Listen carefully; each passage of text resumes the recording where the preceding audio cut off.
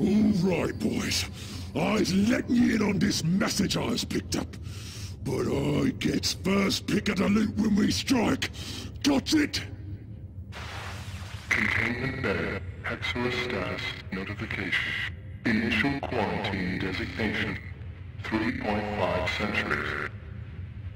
Quarantine status completed. Cargo designation. Security level, Prime S. Value level, Prime S. Power level, Prime S. Docket. Contents erased.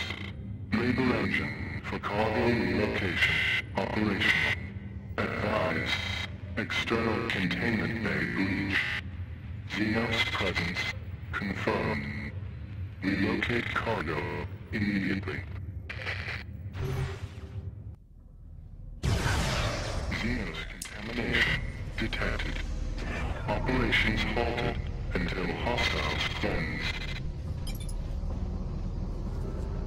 Hey there everybody, this is Niggeroth, and this is another exciting mission of Retribution. I am actually going to be doing this by myself today, as it's not a horribly long mission, and I'd rather give people as much my guest commentators as much opportunity to ramble on as about whatever the hell they want to as much as possible. But I'd figure with this one I would just fly solo and pick up a slap chop, because topical humor is always good.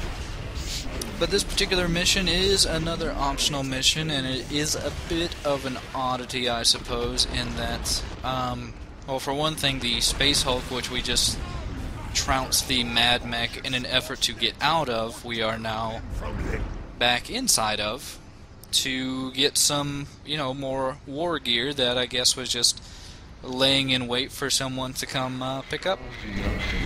But I guess there are Tyranids here that are setting off the security system, even though the security system is just going on and on and on about, Xenos infestation, except whenever we kill the Tyranids, it just kind of stops, even though, there's still Orks on the ship, and that's kind of a Xenos.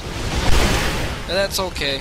I guess another oddity really is this rather stripped down Chimera that we're escorting about. I guess we needed to pick up the goods that are present at the end of the level, that the war gear that's apparently been held in stasis forever, waiting for the quarantine to be over. I'm not actually sure though.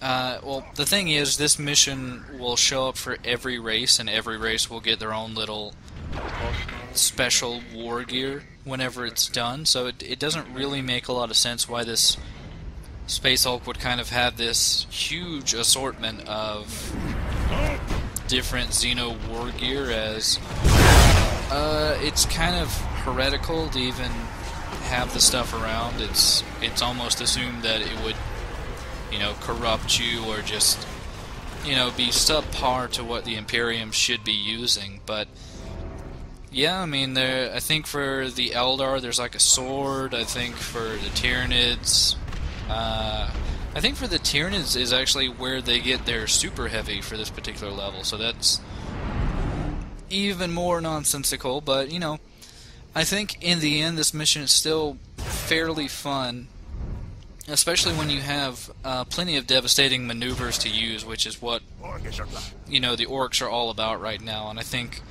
just a little bit we're going to be seeing that, as I think for this particular little part right here, you kind of get into an arena fight where it says the labor engine is supposed to be loading up, the Chimera is supposed to be loading up.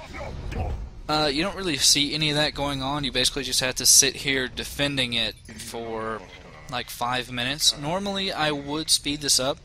I feel though that it's actually a pretty impressive fight, especially at this point in the game where most of the heroes are almost max level. So they really have a lot better war gear. They have a lot of their abilities. Most of the units that I can call out are pretty much at their maximum. So for things like this, where, you know, the Tyranids are just coming down to bottleneck, very easy to just like lay into them. Especially one of the drawbacks I feel for this particular level is just the low pop cap they give you, so you can't get out a proper wah. So I'm more or less just stuck to getting out a few suppressing units to kind of hold off the oncoming Tyranid forces, while my heroes kind of split up into their own little fighting sections to deal with the separate waves that start coming out, and they do start coming out in mass. I mean, this is probably one of the few times when I really think the Tyranids are shown off fairly well in the campaign, because this is just about like almost like 10 to 15 different squads that start coming on the screen at one time. It really shows the overwhelming numbers that Tyranids are capable of doing, and likewise, you know, Orks should be capable of doing, except they kind of give you this very limited pop cap. I guess I could have just held off and brought out some like honor guard to get me a larger pop cap, but I felt that it was more impressive to send out, you know, Mr. Nailbrains, just have him like teleport in the middle of a bunch of guys, and then, you know, just have explosions everywhere. Like, Mr. Nailbrain is pretty spectacular on this particular stage, just because we're like dead. The one thing that you will be seeing that's kind of a minor pain in the ass to deal with are the random the random tyrants that they'll shove into the infantry squads. They're a bit harder to deal with, mostly just because they have vehicle level armor.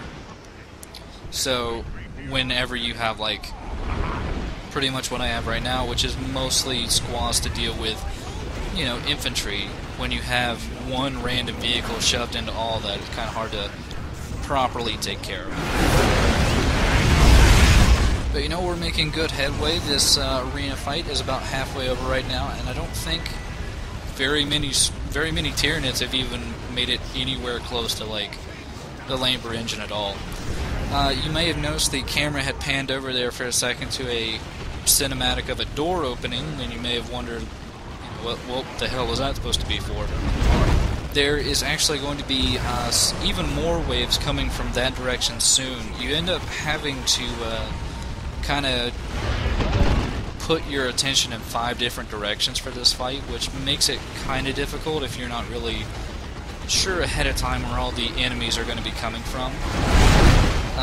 So you basically want to make sure that all your attention is like as in many places as possible, that you're making sure to pay attention to the mini-map in the corner, because it will show you everywhere that the enemies are coming from. And also the stage is a fairly good place to get some war gear drops, so, you know, I'm taking advantage of that as best I can. Sadly, I don't think there's any for the stage's entire purpose being getting like this magical war gear. They don't really like have a solid scripted war gear drop in this mission, so it's a bit odd. But yeah, we kind of running into trouble here. Actually, that one far-off door that ended up opening is kind of a difficult ambush. Well, not really. It's kind of a difficult wave to deal with. I don't want to call it ambush because they make sure and tell you it's coming. But it's kind of difficult because it not only has a tyrant in it, but it also has I think some Ravager squads, which most of these waves so far really haven't had. And with their burrowing ability and their ability to stun, it can be kind of difficult to deal with. But yeah, for some reason, near the end of all these waves, it just kind of peters out here, so I decided to speed that up a bit, just because not nearly as much stuff is going to come at you for like the last minute. So it's kind of a weird transition from like all the action that had just been taking place to, I guess they want to make sure you were able to heal up and get ready for the final part of the level. Not that the final part of the level is that difficult to deal with, but you know, I guess if you're playing on some of the higher difficulties, you might want to heal up and, you know, replenish your missing units. I think I did lose a few units there, but with the captain's upgraded WAR ability, they all pretty much got instantly reinforced for free. So I don't know if you're able to notice, but I'm at like 1,600 requisition right now, when I should only be at like 200.